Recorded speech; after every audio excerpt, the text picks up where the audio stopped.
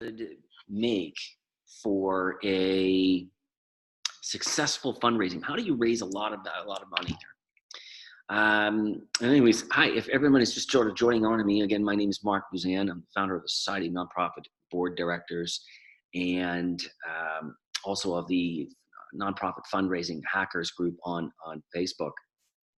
And I'm just joining with you a little again, if you're just joining in on this, on the value, frankly, that I've learned about the moment I realized that the value of sponsorships as a key way for nonprofit organizations to raise a lot of money. So again, I was in 2016. I'd been out of work for about a little bit more than a year.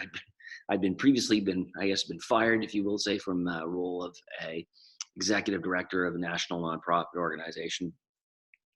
Over the years, I had followed a lot of others as well in their efforts to grow large-scale revenues for nonprofits, how they were able to do this. I was fascinated to go from zero or very little to big amounts in short amounts of time. And I read a lot. I had experienced a lot. I'd seen a lot of the people there, but I was personally very kind of afraid, can I actually do this? But an opportunity came about for itself for me to be able to become the director of business development for the Association of Consulting Engineering Companies Canada. So large, not small, I should say, a small staffed association.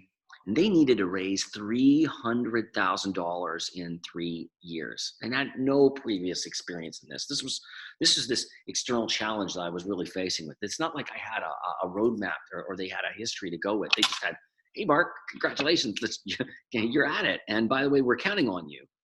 I put a lot of pressure on myself as well to think about this. As I mentioned, I was scared. I was genuinely scared. I remember very much having a conversation with my wife one evening saying, I think they're going to, if I don't start bringing some money in, I was 2 months in. I've been working the phones. I've been working the opportunities and all of this, and nothing was really coming through. I was working. I was getting closer there, but I was getting scared. I was saying, honey, if I don't land some deals soon, they might get rid of me. And given my previous experience, I didn't want to have that happening. I had family to take care of as well. So I was definitely afraid. They'd never taken on something like this. I'd never taken on something like this. I was urgently reaching out to prospects. I was pitching what I thought was right. I was pitching what you call the gold, silver, bronze packages, GSBs, namely all focused partly on branding. You support us and we'll put your logo prominently placed everywhere. That was fun. It was going really nowhere at all. And after but I hit epiphany once during this period of time. I managed to finagle my way into getting a call with a meeting with a senior executive of a major multinational bank.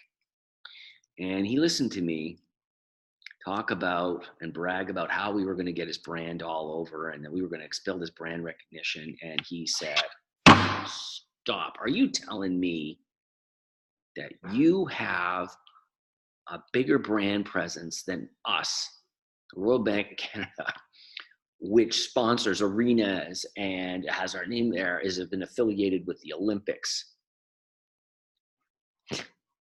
He stopped me dead in my tracks, folks. I'll tell you, he stopped me dead tracks, dead in my tracks. I was really confronted the fact that I needed to change.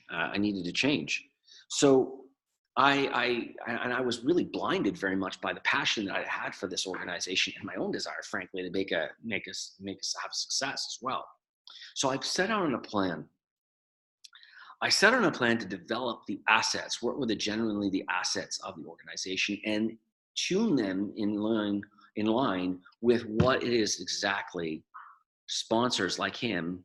Well, we lost that deal, unfortunately, but I moved on and used that experience onto another deal with other organizations and redirected that by asking what sponsors wanted that would find valuable, and then aligning our offering in tune with what they were looking to accomplish in their marketing and their corporate social responsibility initiatives, maybe their government relations initiatives, whatever that may be.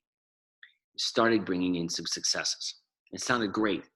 Actually, frankly, within the first 90 days, brought in $20,000. Succeeded. There. But truthfully, sometimes that even happens even within the same organizations. I came into conflict. I found as I hit my stride and selling and more using this and selling more sponsorships, I was oddly met with, believe it or not, some resistance even within the organization as well. There was a lesser willingness to accept change. And some of my colleagues, frankly, were more interested in keeping it the way things always were, kind of box packages.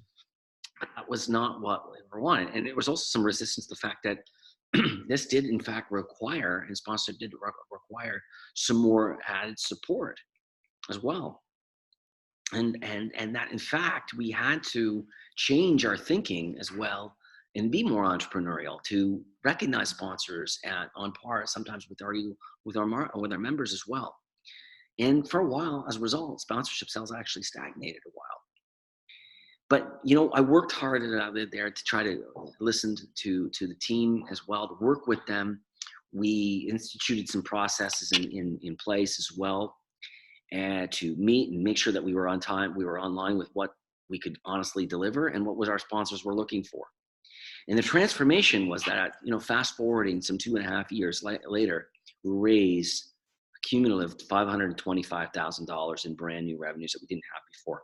I learned firsthand that to have an impact as well, you had to be coachable, you had to be teachable, you had to be open to change, because an element I forgot to mention as well is I also invested in myself and had a person coaching me and had really turned me over to the fact that you needed to be flexible and you need to be entrepreneurial in order to this. It is indeed possible. I learned that listening to prospects was the key to the success. I learned that for me to get ahead, I needed to accept coaching. And I also needed to be certain that the organization I work with was also 100% willing to accept change. So I guess I flip it over to you. How coachable, how teachable, how open are you to accepting change? Look, engage with me any point in time as well. Love to have your comments and your thoughts. This has been my own personal story. Maybe I can expand on that. If you want to have a little further details on that, a little bit about me and what I meant by that prior experience and what led me to opening up and understanding the wonders of sponsorship. Love to hear from you. Thanks, everyone. Onward and upward.